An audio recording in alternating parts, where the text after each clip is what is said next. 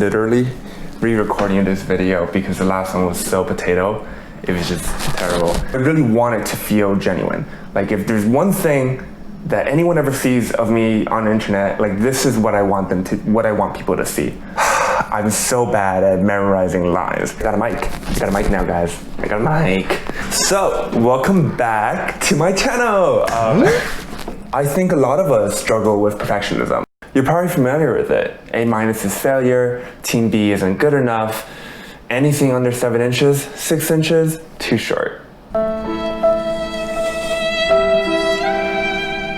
At some point though, we really have to ask ourselves, is that really true?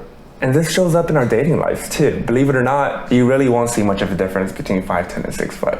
And I know everyone wants a daddy these days. They're just so popular. Just so you know, being a daddy is more about the vibes than it is about the age. Just because that guy is like 3 months younger than you, you should still give him a chance. Don't kick him out of your arena immediately. At least give him a chance to show you his performance.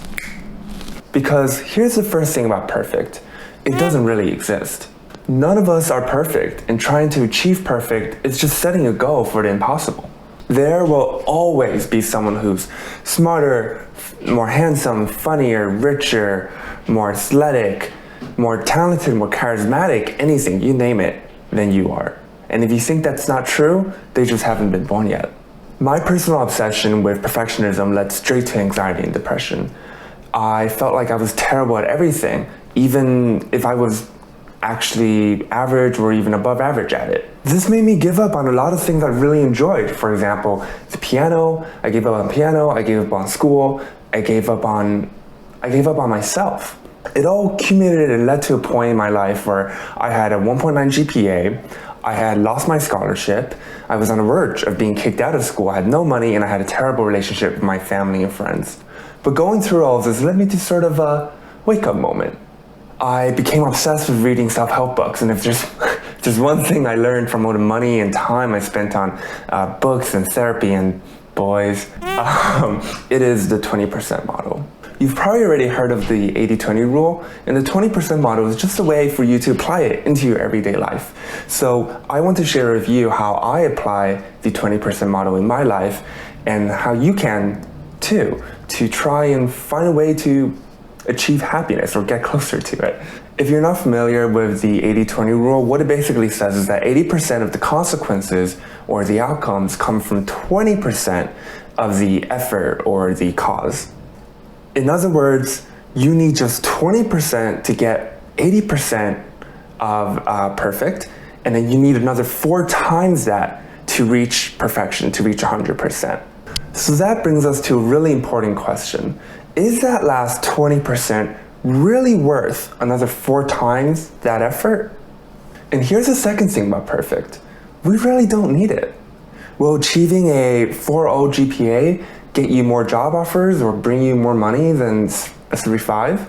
Will having a perfect body as opposed to just a generally healthy and fit one lead you closer to the man of your dreams? And while we're on that topic, do you really need to be dating a 666 man?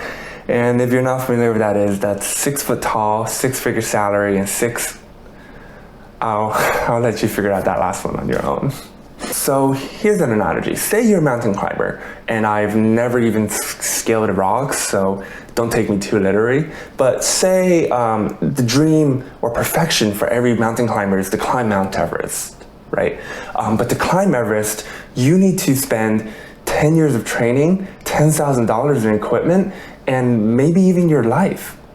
Meanwhile, you can climb literally any other tall mountain, and it would cost you maybe a year of training, $1,000 in equipment, and maybe just a couple broken bones. Is climbing Mount Everest worth that much to you? Would you be just as happy if you climbed literally any other mountain? And another important thing I've noticed is that a lot of times, people who are maybe interested in getting into mountain climbing will only see Mount Everest and how much effort it takes to reach Everest. And that scares them, it daunts them to the point where they're not willing to even start at all. When in fact, you can spend a fraction of that effort and get most of the outcome. And this is where the 20% model comes into play. That I only really need to exert 20% of the effort in order to be happy with my outcome. And I've applied this model to virtually everything in my life, from how I deal with skincare, to styling, to fitness, to dieting, to managing my relationships with money, with other people. And it has truly been life-changing. It makes it sound like I'm about to sell them like an 8-part course on Coursera or like some self-help book or something. And another thing I found is that a lot of the advice coming from the internet comes from like enthusiasts or experts, and it's difficult for us to kind of apply in our everyday lives as like just, average, normal human beings. So what I've done over the years is I've taken all of this advice, I've experimented with it, and distilled it down to what I think is the most important, to what I think is that 20% line for me. And I want to share that with you and show you how you can maybe find that 20% line for yourself too. So in the next video that I'm going to be working on, I'm going to be sharing the first part of this 20% model series. I'm going to share with you skincare. So my routine, talk about the products I use. So the idea for the 20% model series is that I would make a video on basically everything. How I apply the 20% rule with not just skincare, but also fitness, with dieting, with fashion and styling, how I manage money. Another video I'm working on that's not related is I would like to share my coming out story with everyone. I found that in my process of coming out and discovering myself, watching and reading about other people's experiences has been really helpful.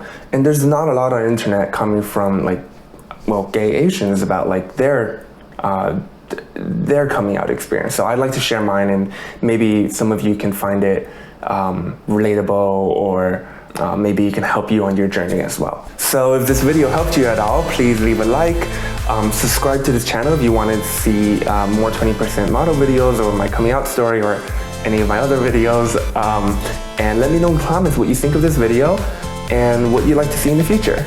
Peace out.